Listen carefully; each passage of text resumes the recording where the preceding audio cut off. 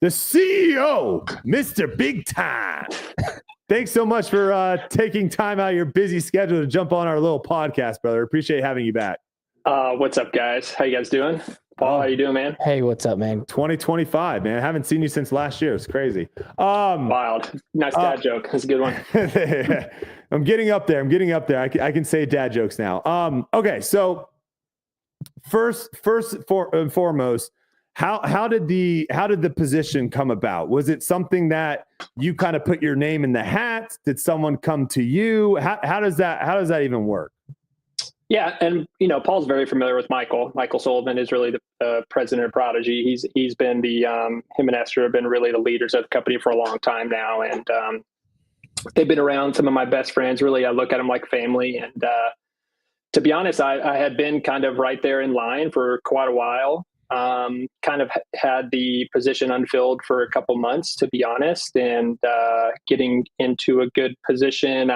I've always been around with Prodigy, obviously traveling, touring, moving to Dalton, just taking up more responsibilities. It really felt like a natural progression. And they offered the position to me. I didn't put my hand out and say, hey, I would love that position. Like, that's going to be my thing. Like, they approached me and said, hey, now is a great opportunity, and we love to support you in this role as you're going into it. And I think that it was a good timing for it. So I'm really excited for the opportunity. So what are some things that you're going to be doing now that you weren't doing in your last position? Firing a bunch of people, dude. No, I had to do that before too. So that's it's not fun anymore. I'm just kidding. Yeah, no.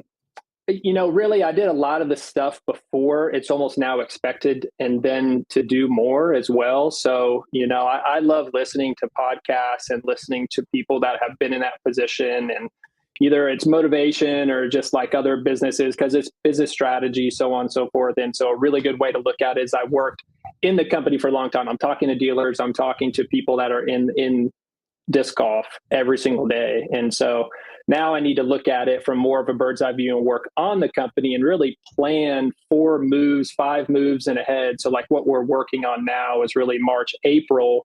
And so you really need to be in advance. You need to create these partnerships, create these relationships, decide on what decisions are going to move the company forward from a financial standpoint, what investments you're going to make, what makes the most sense to expand the product line, to create partnerships and relationships that are going to make the company better in the long run.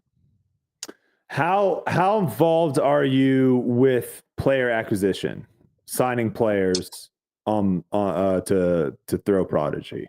Yeah, years past, I added, and I really had a hand in adding a lot of the players that were on the team, from the very beginning, and they were just my friends coming up. And really, I kind of leveraged the fact that I was close with the people that did put people on the team, like, Michael and Esther that I just mentioned, and the people that were with Prodigy before. And I said, hey, this guy's going to be a good player. I really want to put him on the team. And we would end up putting him on the team, send him some discs, maybe give him a salary, and kind of help build their careers a little bit. Maybe they were traveling with me, so on and so forth. And so now I have taken a lot bigger of a role in players coming to me saying, hey, I'm looking for a sponsorship. This is what I'm asking for. Or, some disc golfers have these agents that are representing them as well. So they're either sending me a message and saying, hey, we have a couple players or something along those lines. But, I do a little bit because I just know a lot of the people, and it's really, they reach out to somebody and say, hey, I'm looking to play for somebody's team. Do you guys have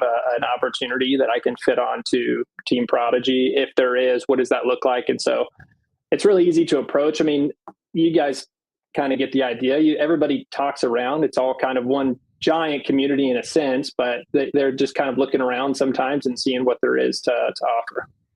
So what are you guys looking for in 2025 and beyond when it comes to potentially sponsoring players? We're talking more professional players, right? Players that are playing on tour, not the local guys that are kind of going to be more of your grassroots marketing.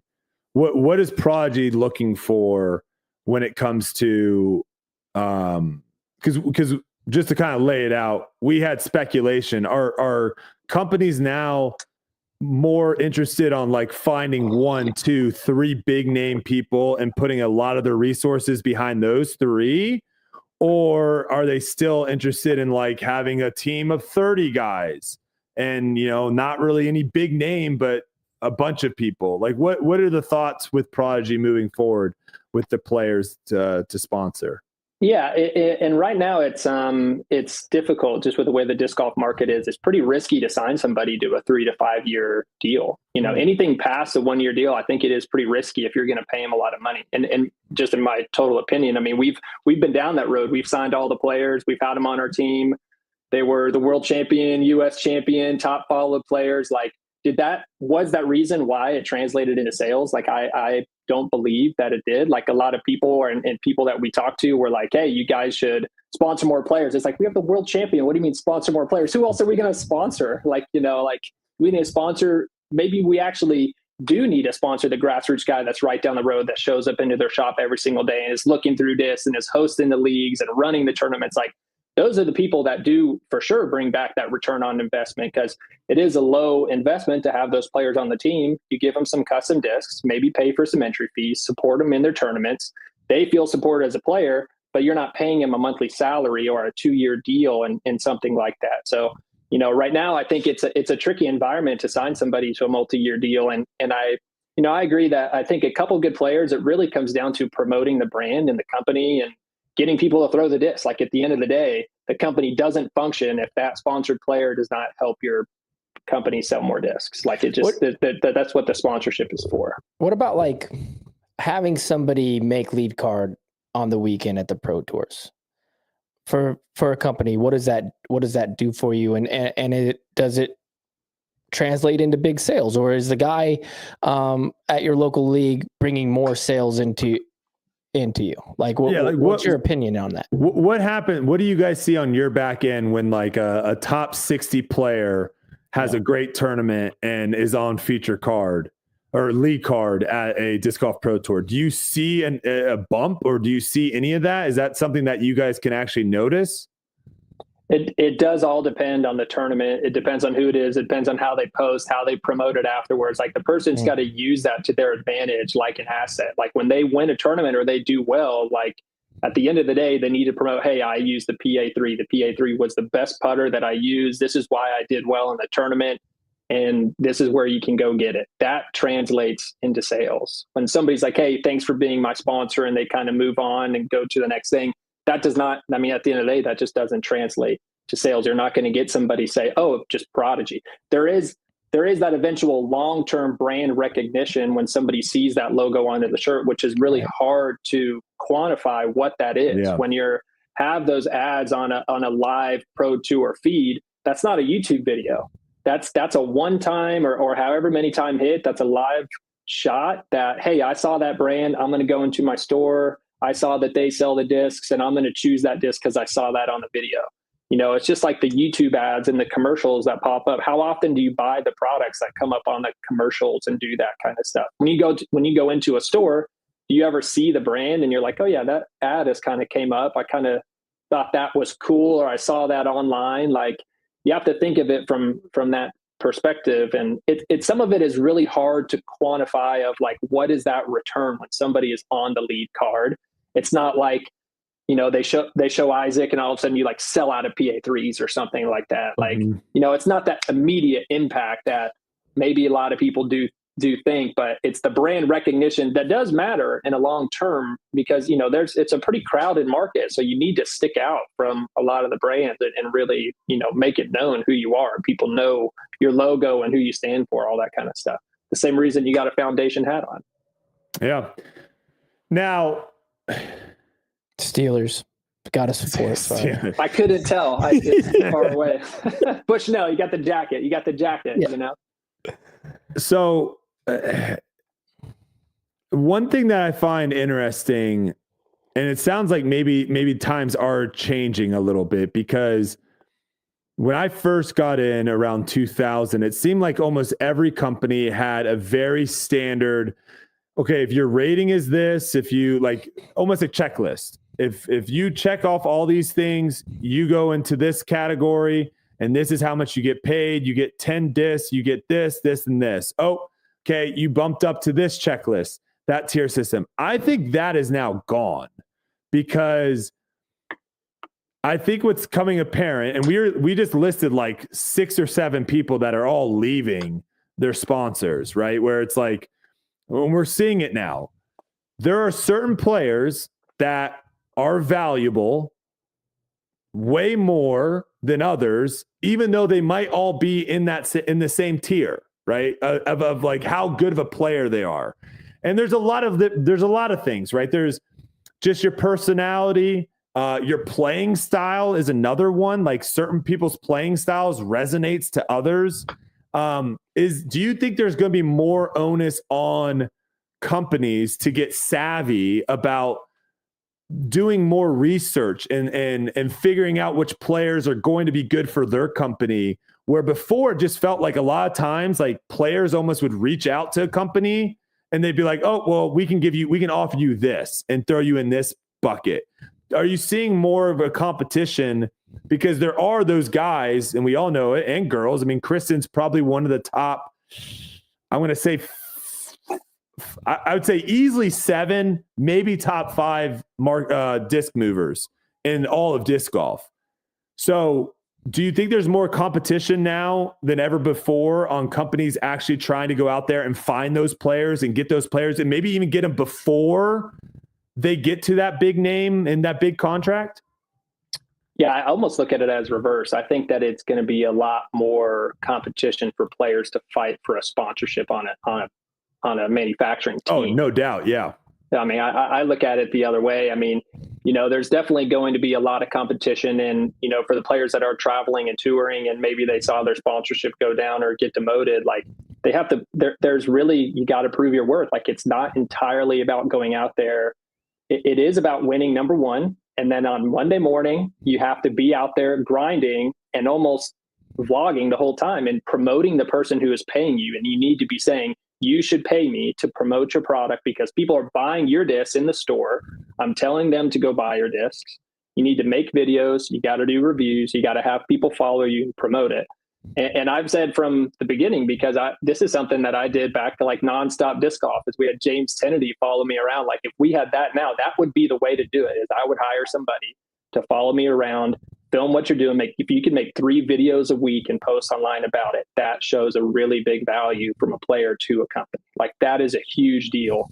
And it's hard to do. It's really, I mean, I know, by playing, filming, editing, posting, and then next week go and do the same thing. It's not easy to do. It's very, very hard. It's not get on that consistent cadence is tough. Are you guys doing any training? Because something that I'm sure we've all gone through is we have like our favorite like content creator and we love watching their content. And then all of a sudden, like they quote unquote sell out. Right. And now it feels like you're kind of almost disconnected with them because now you just feel like they're just selling you every single second. And I'm gonna be honest with you, there are really there's a lot of good disc golfers and there's a lot of bad salesmen that are disc golfers. Because I see posts, I see videos, I see them doing all the things that you want them to do. It's not moving the needle. That's not getting anyone to want to, because you're basically, a lot of it is like empty, right? It's like, it's an empty ad and you can you can see right through it. So is there any sort of training to try to like, hey, here's some organic ways that you can make content? Because ideally that's really what you want. You want the organic way, me just saying like, hey, this disc is the best, guys. I've never played, I'm going to be frankly honest with you. A lot of these like post-game speeches, Matt wins, when they're like, I couldn't have done it without this disc. This was the disc why I won the tournament. It's like, we all know that's not the reason why you won the tournament. Yeah. So I think the transparency there, people are like able to kind of see through the BS. Yeah, for sure. I mean, I think at the very beginning of making content, maybe way back in the day, that could have got by. But like you said, there's, one everyone's doing it now. Exactly. Everybody's doing it. It does have to be that organic thing. And, you're right. There needs to be some type of training. I think that would go a long way for players to take that kind of stuff and be able to take a class on what organic marketing actually is. What is it that I can do that doesn't make me look like, a quote unquote sellout and just selling instead as a salesman, just creating some people to just follow you on your journey of being a professional disc golfer. What is it besides just selling a disc? You're training, you're practicing, course reviews, playing doubles, competition. Like, it doesn't have to be fully edited, professionally produced content for people to want to like it and watch it. Like, they like organic stuff. They like just natural reactions and comments. Like you said, I think that's a very fair comment, and I think that's good advice for anybody. I think one of the biggest problems is everybody just doesn't learn their niche, right? Like they like just copy the next guy. They see somebody who's like good at something and then they just copy, and they don't have their own style. With anything, like, you have to have your own style, your own brand, your own personality, and then you got to do the things that you do the best. Like me going and filming trick shots, even though I love them, I'm not going to get the views that Simon gets because he's got that personality for it, and it's obvious because he did it and it caught fire, right? I can do them because they're fun, but I'm not going to get 100,000 views doing that thing. You know what I mean? Yeah. Maybe mine's coaching, or maybe mine's teaching. You know what I mean? But you got to find your own little thing. And I honestly don't see players searching for that enough, for what is their thing. Maybe you're the funny guy, you know? Yeah, no, it's true. I mean, everybody's got their own audience. And I think that's a really fair comment, and I think some good advice for anybody that is listening and looking at building and being a disc golfer. You have to take almost like an influencer class and find out, like, what is organic marketing. Like, you have to be that person that ends up just not pushing product, but creating a following for people that believe stuff that you say. And like, hey, I really like that guy, I follow him. Yeah, I end up buying his stuff because I think he's just like, I can relate to him. Do you think there's more onus on the actual company? Like, do you think? What do you mean? So there's two things, right? So I could have a company reach out to me and say, hey, we want you to make a YouTube video with this product in it, and we'll pay you $100,000. And I'll say, all right, cool, right? Then there's the second one, where it's, hey, we want to make you do a YouTube video. We're only going to pay you 50, but you get to do it with this professional athlete. We're going to film it. We're going to produce it. We're going to give you these opportunities, and we're going to send you to this event. So they add stuff to where you're like, holy cow, that's going to like level up basically the production. It's going to level me up. So those are twofold. And then the third one is the company says, hey, we really like what you're doing. We want to have the rights to your name and likeness, and we want to be able to use that the way we want to be able to use it. In that case, I'm just sitting back, not doing much. And it's on that company to call me up and say, hey, we got this event we want to fly you to. It's on that company to say, hey, we have these couple product designs that we'd love to put your name attached to it. I think a lot of times, and again, I would love to hear what you think, because maybe you're saying the money is not there for us to do this. But when I got into disc golf, I felt like it was backwards. I felt like a lot of companies were like, okay, we're going to pay you to basically have the rights to your name and pay you to throw our discs, but you also have to do all the marketing. You also have to do all the promoting. And in the world that I was in, that's backwards. Yeah, I agree that it is. There is absolutely an effort from the company that has to be given. It can't just solely be on the player. There's got to be some opportunities. You know, they can provide the product. You know, I've never been in an instance where they have that like opportunity of like, hey, we're going to get you connected with these professional players over here. Like that does sound like, could the company offer a management style like section to where they're actually managing the opportunities for the players? Like, that's kind of what you're saying. Is yeah, right? I'm saying like I would probably take a pay cut. Like, I would take less money from a disc golf company if they said, hey, we're also going to provide these opportunities as well if you sign with us. Like that would be exciting to me.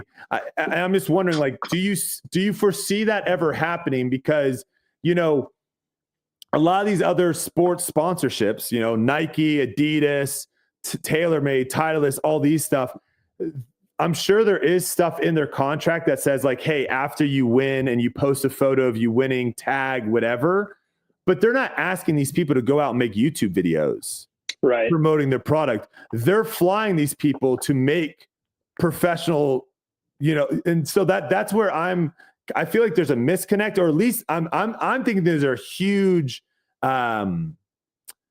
hole that some company can step in and say, you know what, we're going to be the forefront. We're going to start making content with our players and do it in a different way. Do you foresee that? Is that something that you guys have all talked about as well? Or is that crazy talk? Like that doesn't make any sense. You're basically burning money. That's not going to bring any return in investment. I can't tell you that there would be no return in investment because there hasn't really been anything that has happened like that. I do think that a lot of companies are going to get pretty unique in their offerings. Like you say, they're probably going to end up limiting the amount of players that are on their top tier team. But again, you have to put that, what you just said is a big investment in this production. You have to have a little bit of confidence you're either going to for sure move the product and that player that you're investing in, again, not just from a salary wise, but the production wise, has that following that they can also run with you at the same time. They can't just have I'm not going to say no following, but they can't have a limited following and no effort given on their side for promotions. It's got to be almost ran at the same time and seeing eye to eye across the board. So I think that could be something in the future, but it's funny you brought up at the very beginning of disc golf, sponsorships were people wouldn't even believe the stuff that had happened even 10 years ago. It's ridiculous. I won USDGC in 2010 and they didn't move me to the highest level sponsorship team because I was 2 rating points short. Yeah, exactly. It made no sense. When I was talking to some of these companies when I first came in and they're like, yeah, sorry, you don't qualify. I'm like, what?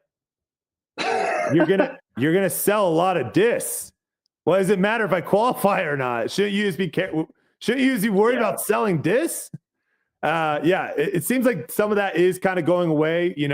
We saw you don't get a disc unless you win a world championship. Well, that's not the case anymore because I think a lot of companies are like, that's stupid. That makes no sense.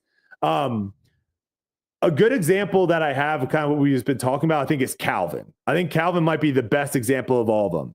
Calvin's not someone that's going out on social media and posting himself. I think he ended up hiring someone. There's some agency or management program that posts for him on Instagram. A bunch of players have stuff like that. I think maybe he does post some of his stuff.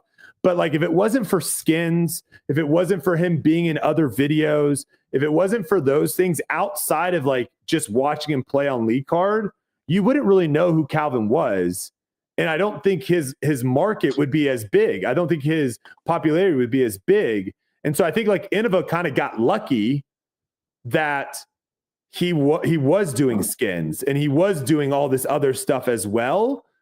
But that's where it's are there other players out there where could the sponsor look at that player and be like, oh, if we sponsored them, we could take them to the next level and really make them a lot of money and make us a lot of money.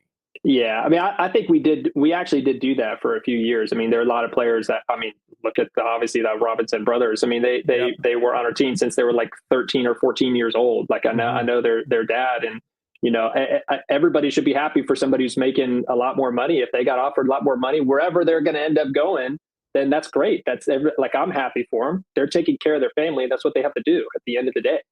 And that's reality. And so, we sponsored a lot of players like Harper Thompson. I met him when he was as high as as tall as my hip. He had hair that was down to his back. And he was in elementary school back then. So there's a ton of players. I could list you a ton of players that really didn't have a career. And then we grab and say, hey, if we add some marketing, we support them a little bit if they can go out on tour. You give them a signature disc, which doesn't cost the company a lot of money. If they sell a lot of discs, that's great. Yeah. And if they turn into a marketing person and we can support them and we can, what's difficult is when you do have a huge team, 25, 30 players, that they're all in that same category and you're trying to invest that production, like you just said, what are you going to do? Are you going to choose one out of the 25? And then it does get how do you choose which one it is? And then you're kind of you're not exactly taking a shot in the dark, but you're just kind of, willy-nilly. I don't know. It would be difficult if you had a massive team trying to decide on what to do. That's where, I think that's where a lot of the there needs to be more onus. I mean, it's the same thing like in the NFL, right? A lot of these guys, you're looking at players in high school. I mean, if you're talking about college too, you're looking at players in high school. You don't really know what their competition is. Having good scouts is a huge thing to be able to tell, like, is this guy going to be able to play at the next level? And I think it's the same thing in disc golf, being able to look at someone and say, like, is that person going to resonate? Because what we were talking about earlier, I know we all want to kind of say like winning is the big thing. And me and Yuli kind of were arguing about this a little bit. I think we kind of found common ground. But ultimately, from your standpoint, you would much rather have a top 10 player in the world that sells more than anyone else than the number one player in the world that doesn't. Yeah, I think it's easy to agree. At the end of the day, it all comes down to how many discs they're going to sell. Is somebody going to go and buy their disc? Are they going to go online and buy that person's disc? Do they like their brand? Not the manufacturing brand. The idea is that they have, Calvin is a great example. Innova doesn't need a bunch of help because they're been number one disc golf for forever. They've been around since the very beginning. So, but people want to buy his stuff when they have a chance to go meet him. He's a really nice guy.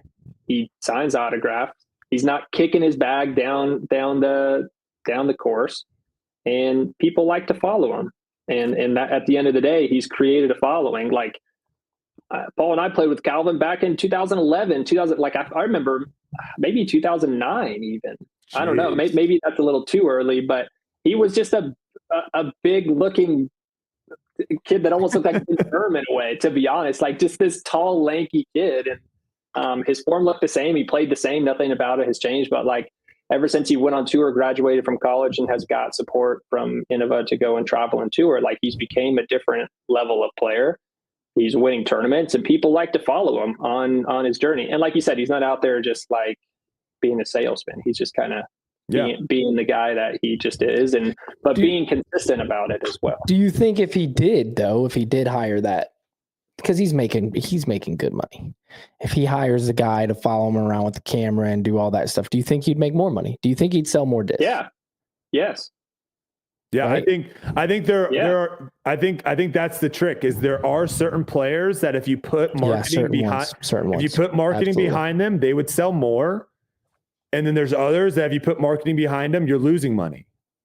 And that's where I think it's going to be starting to get a little tricky. And then my next question to you is, what does the competition look like between these other manufacturers? Because at one point in time, it seemed like you guys were all kind of like in cahoots almost, right? Like I could be wrong, but it almost kind of seemed like, hey, this person just wants, just reached out to us. They want to sign a $30,000 contract. We don't really want to do that. Like there's almost like this talking between to make sure like everyone's like, is that kind of gone now? Are you still looking at Innova and Discraft and MVP as like, oh, we're all one family, we're all disc golf?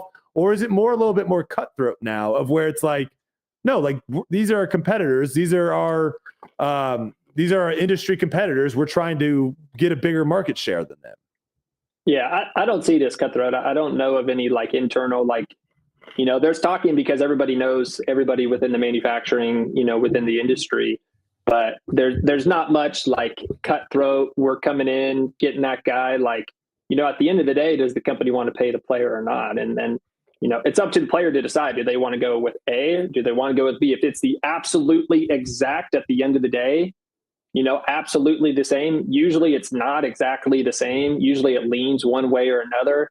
A lot of the times they like to go to the grass is greener on the other side, and it's always better somewhere that you don't really know is better or not. And so they like to take that leap of faith to see if it's different. There's really no like cutthroat for sponsorships from my side. Well, we've had a lot of players reach out, especially this year. And it's just like, if I'll give you what we could offer you. If you like it, that's great. We would love to have you on the team. If you want to talk and say there's like a little bit more, this is what we're looking for, that's great. But if you don't take it, there's no harm, no foul. Like you got to take the best offer. You're trying to be a full-time disc golfer. Totally understand. You got to find what's best. Are you guys like at all reserved with your sponsorships now? Because I mean, elephant in the room, like everybody from the original team, including myself, is gone. You're the last guy kind of standing. Is Prodigy like actively looking to get like really great players putting on the team, or maybe one really good guy and then putting all your support around him? Or is there like, well, what do we got to do here? Like, we develop these players, like you said, Isaac becomes the world championship or becomes the world champion and 2 times, and now he's gone. Like, who's like, where does that go? Was there a number that you guys just couldn't meet? And obviously you probably can't say that or whatever. Or was it just the offer was too good and he wanted to go? Like, it's a tough thing, especially in your position now being the CEO. Those are tough calls. Yeah, at the end of the day, they say, you know, this is the offer. Obviously, he's going to get a call from a lot of other manufacturers. This is the offer that we're getting. And at the end of the day, do we meet it or do we not? And if he's going to, at the end of the day, he's got to take the most money from, because if he recently married, wants to start a family, everybody needs to make the most. You're only a pro disc golfer for so long, and you got to make as much money as you can. If he's getting offered this over here, we can't do it. Hey, we're sorry. We can do this is the absolute best we can do. We want to keep you on our team, which is what we did. We put together the best offer we can for Isaac and Ezra. And at the end of the day, he said, hey, there's more money over here. We're going to go take it. And that's basically the end of the story right there. You know, are we actively looking to add like a top 5 player right now? The answer is no, because that's just not our top priority. Our top priority is to really help kind of change what people think of our company. Number one, working from it the inside out, like not marketing it and paying somebody to be that person to be marketing. Like, we really want to focus from who we are, how people perceive our brand, work on some products internally, especially the quality, the consistency, be on things like this, support creators that are out there. Maybe they don't throw full Prodigy bags, but we can get them some discs to review and work on people and do some cool, fun stuff. While we don't have this massive team, we have a lot of good players that we're supporting that didn't have an opportunity before. I think we're still going to have over 10 to 15 signature series discs for players that never would have had that opportunity before. They're going to be out there kind of getting their feet wet on a full-time tour. And I'm happy about it because that's the position that I was in. That's the position that everybody has to have. Everybody's got to have an opportunity to take that next level. You know, we're not signing anybody, you know, to right now that is like been on tour for years, that is well-known, track record, coming in. Like, that's just not where we're at. Big Germ's not coming. Huh?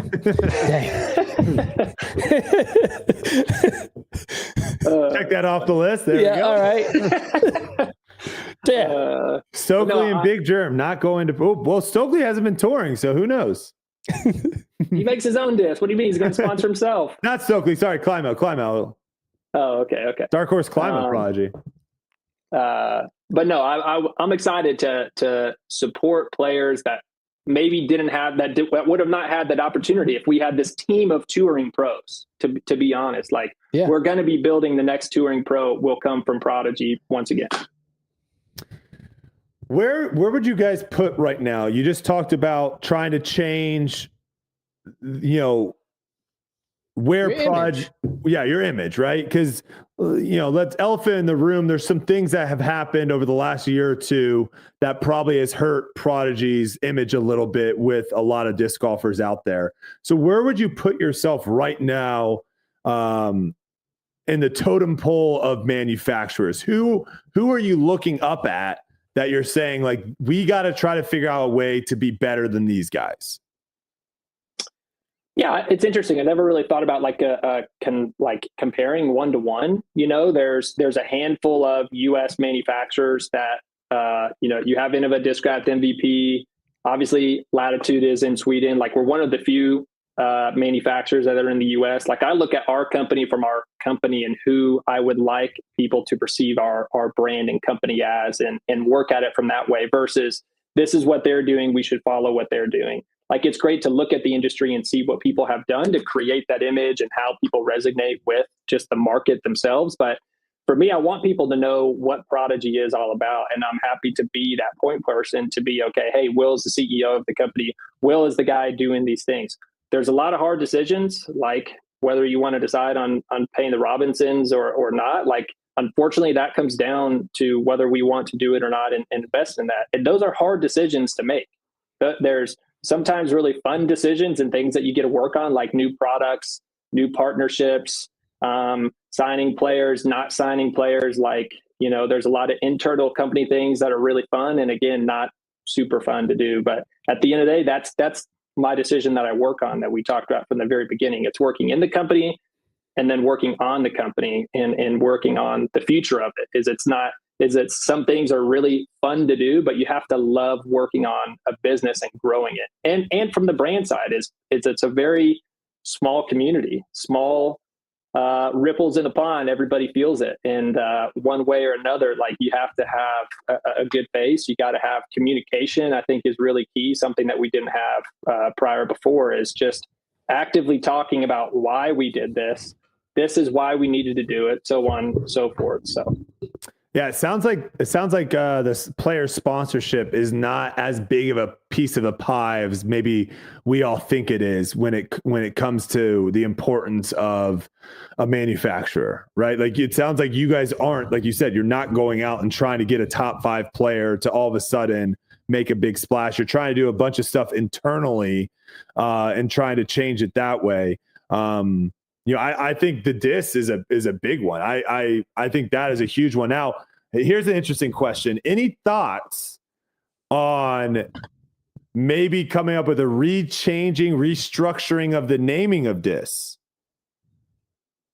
I mean, the core of our company is the naming of our brand. I think that there are opportunities to come out with more discs with the naming structure that we have kind of done with some of the collab series that we are going to continue to keep, like the Archive, the Falcor, the Reverb. Like, they're discs that are like that I do think we can kind of continue to expand on and have almost two continuous lines that have the name of a disc, or a big thing is the artwork. And that's something that we never really focused on back in the day. Like, we had stock stamps and we had slap a stamp on it basically and move on. But now I think the artwork is like so important for it to be 2-color swirly plastic and top quality disc. Like, that's what it has to be for people to want to buy your product now. That's actually more of where the competition comes in, is the quality of discs, and the difference now and compared to years prior is so much different.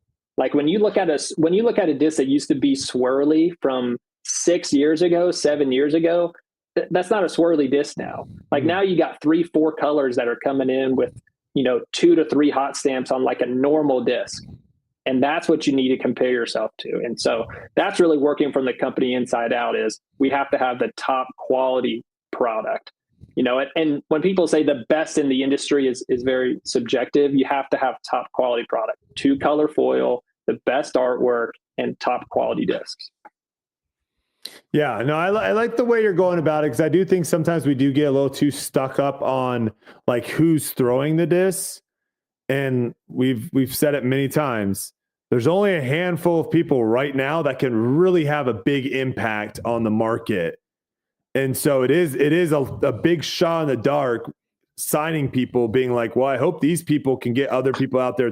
Like, I think focusing on the disc, getting the disc quality high, consistency, all those things, I think those are big. And from pros, I mean, from our standpoint, the more that you can just pull a disc off a shelf and know what it's going to do, the better. If you're able to do that more consistently, I think people are going to go back to your product more and more, versus, oh, this is a flippy blank. Oh, this was an overstable blank. And it's like, well, that disc should not be flippy or overstable. It should be one, and that's it. And so I think we're seeing some of that changing. Is a lot of that have to do? Is that how that have to do with like the manufacturing side of things, of like how it's done? I've heard like the humidity and like the temperature and all this stuff, like how long you let it cool. Do you let it cool on top? Do you let it cool on bottom? Like, How Sticking a coffee can on top of them? Yeah, like how do you get the consistency better? Because if I go into a Walmart and I buy a basketball, it's pretty much the same. Yeah, I mean, the problem is that the disc golf industry uses plastics that are very hard to manufacture. They're not like making a phone case. Making a phone case is going to be the exact same thing. And so if you want to get super scientific and really look into it, like injection molding has an infinite amount of variables, really. If you've never been at a disc making machine, really, injection molding machine has an infinite amount of variables. You can make a disc in hundreds of different ways. It's not just like one specific way. And there's no make a disc button when you walk up to it. Yeah. And so there, like you're saying, there's 1,000 different things that could be maybe a little bit different or a little bit right or a little bit off, or the plastic could be a little bit different. But if you look up TPU and TPE plastic, like those are two plastics that are just really hard that people don't use in manufacturing. They use it in 3D printing. Some of them use it in, I think, the bottom of shoe soles, but it's not easy to use to make stuff. And so if you ever talk to somebody else that's in manufacturing and you bring up those plastics, they're like, yeah, I wouldn't. Is that a money thing? Is it because that's like the cheapest plastic to get? No, it's not cheap in any way. No, it's not cheap. It's a high quality plastic and everybody uses it. I mean, it's just a type of, like, it's almost like a family, like a big broad term. It's not a specific type. There's not some other plastic out there that you can use that's going to be better. You guys are using the best that you can, but unfortunately it's just super inconsistent. Yeah, it's not necessarily inconsistent. Plastic itself is not inconsistent. It's just different. It's hard to just be great at making that. Like when you're looking at making, like, your phone case is not made out of the same stuff a disc is made out of. Like it is essentially the same process, but it is a different plastic. So it's kind of hard to understand. It's hard to explain in a quick little podcast without. Is there a chance that all of a sudden Prodigy finds this super plastic out there that nobody knows about, and then all of a sudden, is that something that happens? Are you guys constantly looking at different plastics and different places that sell that? Yeah, plastic? All the time. Yeah, all the time. And honestly, I don't ever like to take credit. I'm not taking credit, but our team came up with the fractal plastic last year, and like that's a great example. Like that's an aesthetic look that's different than what everybody else offers. Like it's very similar to Jawbreaker, but it looks completely different. And so there's a whole world of that kind of stuff. Like plastics, anything that you see in the store that is made of plastic and looks cool, you could almost put it into a disc somehow. Almost, like in some form or fashion, you can find a way to do it. Just like the UV, the glimmer, the color shift from one to the other, like you can find a way to do it and put it in disc. So like that's the side that is very competitive, is that disc making technology and the consistency and the way they look is very competitive. All right, let me go back a little bit. One player question, because I've always thought that this would be I always thought that maybe this is a future down the road. Will we ever see a time where Prodigy only sponsors a section of a player's bag? Yeah, maybe. I'm not going to say no by any means, but there would have to be a benefit. Like, what would be the benefit in being out there? Like, if they just sponsor a section of the bag, like I've seen some people do that. Like I think Gateway used to do that. Maybe Infinite does that now, if I remember. Like I guess I don't know the benefit. You have to have a certain amount of discs in your bag. Well, no, I wouldn't say that, because then you can kind of just say, well, I have 5 discs in my bag, I never throw them. I'm talking about simply like your putting putter is so whenever they putt, they're putting with a Prodigy putter, or all your distance drivers are Prodigy. So I'm saying, like, you can't really be like, well, I'm pretty much throwing this distance driver all the time, but I also have 4 Prodigy distance drivers in there. It's literally like that entire part of your game is Prodigy. But instead of my thought for this, and again, it doesn't really solve the problem of most players don't actually have a good ROI for companies. So you would need to have more players come into the world that actually make companies money. But if you did have a player that made, let's say Isaac Robinson, for example, right? Isaac Robinson's going to make whatever company it goes to, money. That's just going to be facts, right? Unless they go stupid and, fly him in on a helicopter or something and pay him a crazy amount of money. But for the most part, there's going to make his company money. So that being said, if you're like, well, wait, we don't want to lose Isaac, but we're not able to pay an entire full bag, it basically gives the ability of different manufacturers to split that cost amongst so the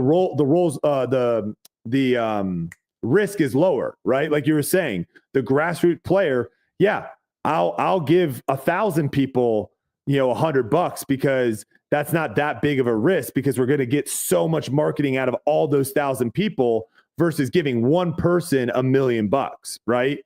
So like, is there any thoughts in that of where, all right, you know what, Isaac, you putt pretty good. Keep putting with this putter, but you can go out and get sponsored with other discs in your bag. Yeah, no, it's an interesting take. I know that there's been some other companies that have tried it. It's not something that I've considered or thought about recently, but like I was saying earlier, I think that sponsorships just in general are going to change just a little bit because, I don't know. I can't tell you the future and how the disc golf market is going to move, but it's going to be interesting to see how this year goes going into the year after. And like I was saying, I think it's really risky for somebody to sign a multi-year deal for a player and commit a lot of money to him. I just personally think that because it's just hard to tell. Like at the end of the day, we're all a business, whether we're the largest in the industry or small players. And it's tough. Like that's the hard decisions that you kind of have to make. Like, is it worth it for us to offer them a smaller deal? But at the end of the day, the player wants to get paid the most amount of money. So they're going to find a company that says, if you throw all my discs, I'll just pay you more. And they'll say, okay, yeah, sure. That's probably what I'll end up taking. Yeah, that 100% is ideal. But like I said, like a lot of times in golf, that doesn't, a lot of players, they can't get that big deal because that is risky. So it's better to piece out your bag a little bit. I got a non-serious question. If you have another serious. No, I don't have any more serious questions. All right. Brody's been dancing around this idea. I'm going to have him pitch you the idea of the team. The team. Oh, pitch him the team. All right. So even though Yuli, my co-host, yeah, that's me, my confidant, been on this podcast since day one, is captain of Discraft, I have gone back and forth and said, I don't believe there's teams in disc golf. And I've gone on record many times saying this about, I think a lot of times it's a very nice thing to say. You get people excited. I'm a part of something that's bigger than me. Hoorah, hoorah, let's go. But at the end of the day, it's every man for himself. However, for whatever reason, the disc golf fan, the disc golf spectator, they are more locked into these manufacturers than any other sport I've been a part of. It's crazy. It really is. It's very similar to F1, where people are locked in with their brands, they're locked in with their logos, they're locked in with their companies. They love it. So why don't we just go all in? Why do we stop trying to make this facade and have all the companies lie to us and say, we're all a family, we're all a team, hoorah, let's all go. When at the end of the day, it's like, bro, you're not making us money. Get the flip out of here, right? So why don't we just cut all that BS and go all in and literally have teams where it's like 4 guys, 2 women, and that's your team. And you put them out there and you play. And all the companies throw money in so that there's a decent amount of prize pot at it. And then you also get sponsorship dollars and all that stuff throughout the year get thrown in. So whoever wins the whole team competition throughout the season, that company gets a big fat check. And then the players on the team get bonuses and all that stuff. And so now it's no longer this, okay, well, who can sell us the most discs? Yeah, I'm sure that's still going to be somewhat important. But let's be honest, I sell a lot of discs. Is a team going to really pay for me to go out there to try to beat Gannon? No. What the heck? They're not. That'd be the stupidest thing ever. So now it starts putting a little bit more onus on the competition side and makes us not salespeople anymore, makes us athletes, goes out there and everyone can start doing it. And the fans will get behind it for sure. Seeing Prodigy try to take down Innova, Like people are going to want to see that crap. And I think right now, like that to me sounds like the way that disc golf actually should probably go. Yeah, it would be like you said, people buy into it. And I think that there needs to be some creative stuff. Again, same thing talking about sponsorship. There needs to be some creative stuff from the manufacturers to grow the sport, make it like the COVID boom again. And at the end of the day, the manufacturers have really made the sport go at the end of the day. Like they put a lot of money into the sport. They sponsor the players, they sponsor the tours, they do all the commercials, they're making all the products. Like there needs to be a way where we can work together and make something like that, because people would buy into it. They would follow it. You got to create a fan base for the sport. Brand loyalty would be a huge thing. Like the majority above everything. The brand loyalty would sure, be just just like an NFL team. Yeah, just look at it from a disc golf side and creating the fan spectator experience like that. Like just look at it purely from that. Like yes, manufacturer. Look, invite all the manufacturers, every single one that has sponsored this, including Temu. And let them make a team. It doesn't.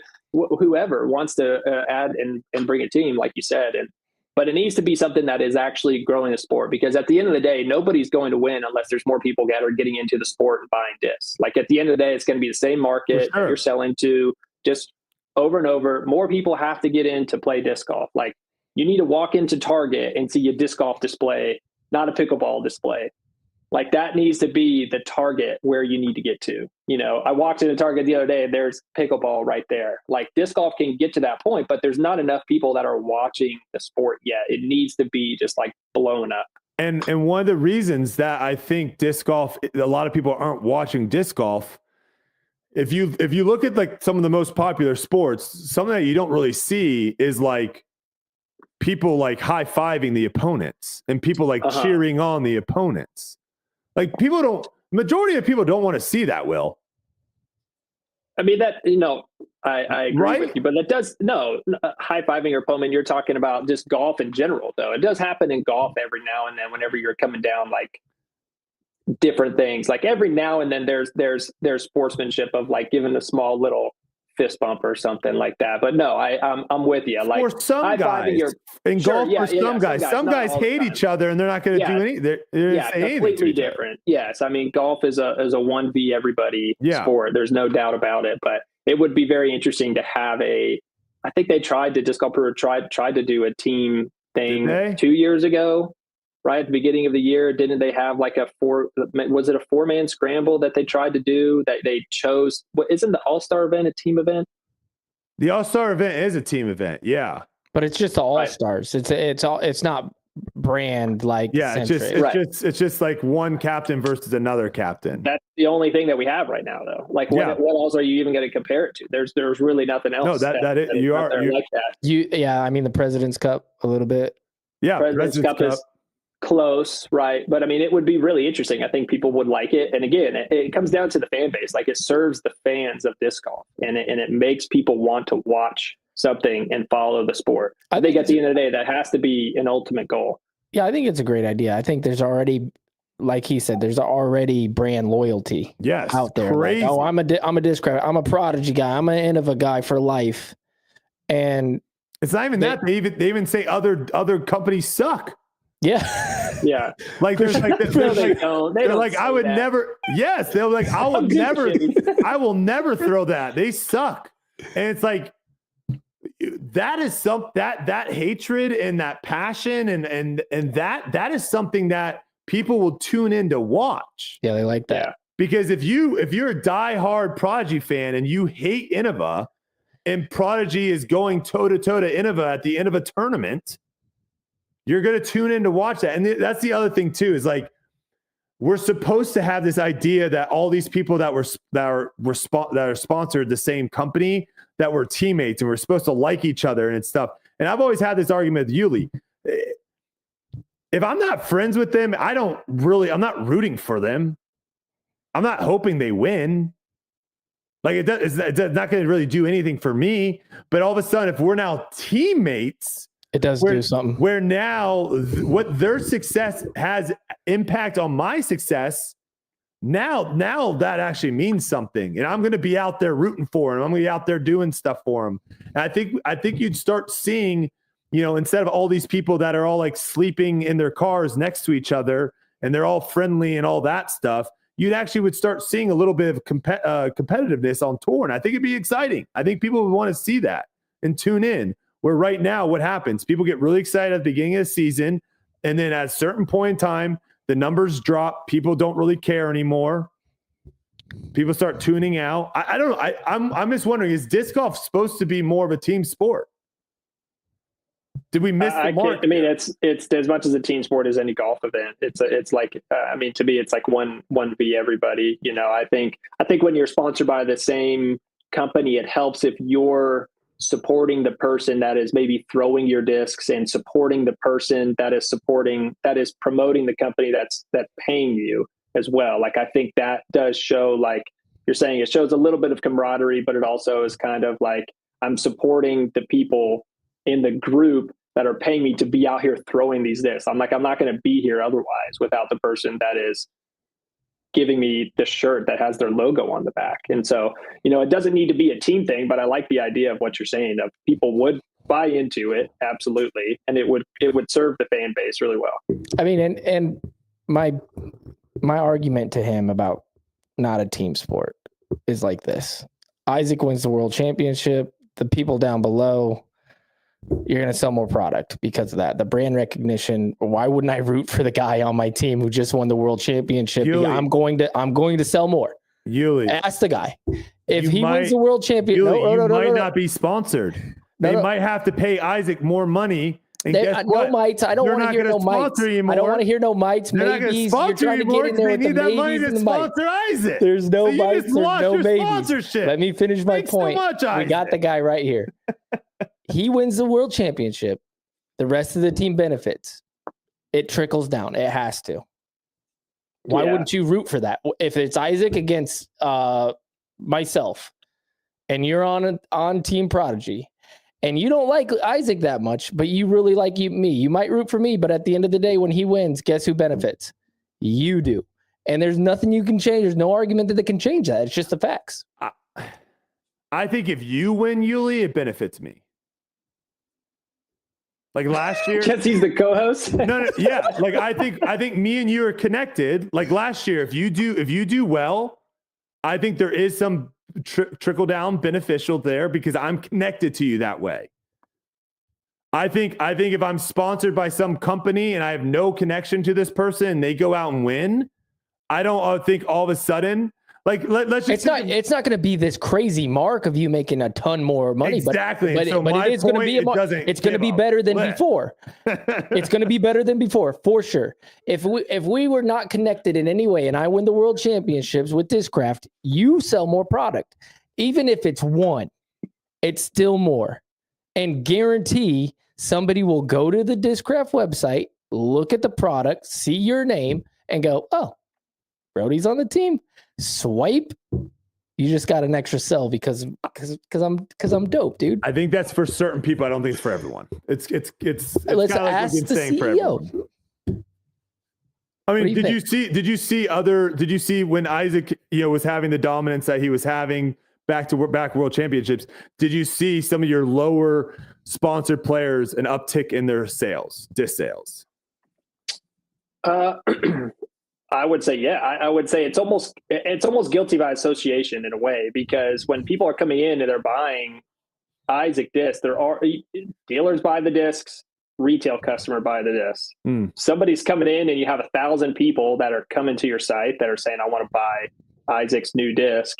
There are going to be, this guy also has a signature series that's in the same line as Isaac. So that is true. Like there is an association with that actually does affect that. Maybe to not some crazy high degree. Right. Are they going to sell the same? No, but there is a degree of associations. Yeah, there is an uptick for sure. Like there's an association of being on the same team as the world champion, if and especially if that person is using your disc as well. Yes. If somebody is out there throwing a disc that's got your logo on it, then you're like, yeah, make that. And when you pull that out of the basket, go really slow if you put it right in front of the camera. Like, yeah, there's definitely an uptick, and especially if they're throwing your discs. And hey, when Isaac won the world championship, he had one of my old discs on there with my logo. That was there. You nice. go. The purple driver. Was that it? It was a green one. Okay, It was a green one. Yeah. Okay, here's a question. Is there any cannibalization in disc golf with player sponsorships? Like, is there a certain number that obviously we're only polling and reaching from a small pool of players, right, or of consumers, I guess you say, disc buyers. And so if you have a certain number of people on your team, does there come a time and place where you're like, listen, like, this person would buy X disc, but now that we have 10 people, it doesn't mean that they're going to buy one of each of their 10. Like, is there a cannibalization when you have a certain number of people? Is that something that you guys are looking into down the line of like, we only want to sponsor this many people because at a certain point, like the return on investment starts dropping drastically? Yeah, there's definitely I would say there's a diminishing return at the end of the day. Like, not, and stores are buying the product. They can't carry one brand 20 signature series discs. Like, that's really difficult for a store to do, to come in. And I don't know the magic number. It's for us, it's probably different than some other company, Sure, to be fair. But like, if a Play It Again sports store says, yeah, I buy the signature series every single year, and they say, okay, we got 20 this year, they're gonna say, okay, well, I don't know half the players. A lot of the store owners don't know the players anyways, and they're like, well, I guess I'll take 2 of everybody because that's going to give me 40 discs, versus if you had 5 players, they're taking 8 of all of them. So it is a little bit different. There is some cannibalization, I guess, of that. But, at the end of the day, you just can't give everybody a signature series disc. Like, you can't have 20 lined up ready for them to go. Yeah. Yeah. That's a lot. That's a lot to take on. Yeah, it makes sense. I think there's also there's a big difference too with, creating a brand new disc and putting someone's name on it, and having a disc because that's, to me, that's how you really know if someone can sell a disc. Is the only difference between that disc and another disc is the stamp. Their logo's on this disc. You're willing to spend $5 more just for their logo to be on it when you could get the stock for $5-7 cheaper. That's how you really know a player can move discs, when that sells. Because I think most people can move a disc if it's a brand new disc and they get their name stamped like on a new mold or something like Correct. that. Is that what you're Correct. saying? Yeah. If a brand new disc comes out and you attach it to some player's name, now obviously, again, the multiplier, certain people, they're going to sell a lot more of those discs. But it's like, when you already have a bunch of options for a disc for a cheaper price, but you're still able to sell a lot because that logo or person's name on the disc, I think that is the key indicator of whether or not someone actually can move plastic or not. Yuli, do you got anything else? I don't. I think that's about it. Well, did we miss any? We talked about a whole bunch of stuff. Is there anything that we missed? Is there anything that you would like to talk about? I don't know. It's not my podcast. I don't know. Well, I just didn't know if there was any questions that you wish we would have asked you that we didn't. No. We got one announcement coming tomorrow, which I'm pretty excited about. So got a little big germ. Climo? Come on. No. It's pretty good. No, I'm excited about it. So keep an eye out for that. Okay. It'll be interesting. It might break a couple ankles. I don't think people are expecting, but it's good. Also, I want to put it out there. I don't think Prodigy baskets are bad.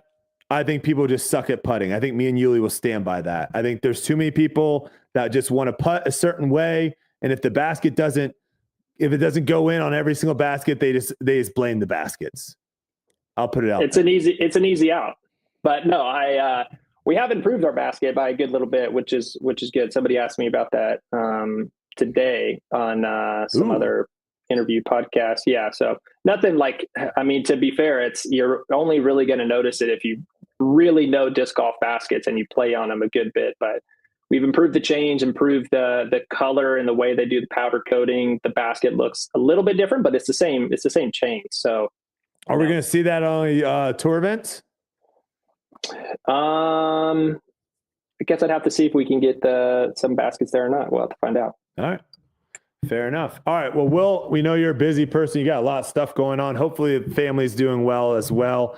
And hopefully you all had a good holidays and a great 2025. It sounds like a lot of things are going on in Prodigy. Look forward to seeing it. And we appreciate you jumping on here, brother. Yeah, thank you, Will.